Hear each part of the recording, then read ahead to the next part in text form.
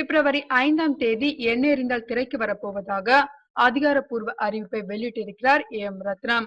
அதே நேரத்தில் தணிக்கை குழு வழங்கி இருக்கும் யுஏ சான்றிதழை மாற்றி யூ சர்டிபிகேட் பெறுவதற்காக யூனிட்டில் முயற்சி செய்யும் படலமும் தொடங்கியிருக்கிறது.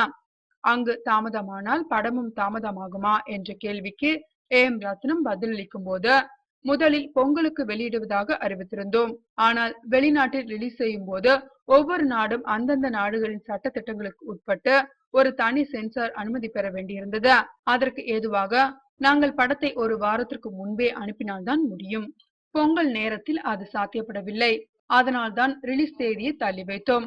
மற்றபடி படத்திற்கு யூ சர்டிபிகேட் கிடைப்பதில் காலதாமதம் ஏற்படும் சூழல் வந்ததால் இந்த 5ஆம் தேதி ரிலீஸ் தள்ளி போடுவதாக இல்லை என்றார் திட்டவட்டமாக. தமிழகம் முழுக்க படத்தை ஏஎம் ரத்னமே வெளியிட போகிறார் என்பது கூடுதல் தகவல். அப்படியே இன்னொரு தகவலையும் அதிகாரப்பூர்வமாக அறிவித்தார் ஏஎம் ரத்னம். அது வேறொன்றுமில்லை, அஜித் நடிக்கும் அடுத்த படத்தையும் தயாரிக்கிறாராம் ஏஎம் ரத்னம். இதை வீரம் பட இயக்குனர் சிவா இயக்க இருக்கிறார். அஜித்தின் எண்ணெறிந்தால் படத்திற்காக 2 கிளைமேக்ஸா என்ற கேள்விக்கு பதிலளிக்கும் போது அதையும் திட்டவட்டமாக மறுக்கிறார் கௌதம் மேனன்.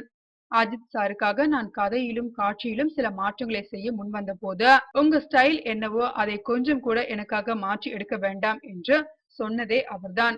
அப்படி இருக்கும்போது இப்படியெல்லாம் எப்படி செய்திகள் வருகிறதே என்று தெரியவில்லை என்றார் ரெடியாக.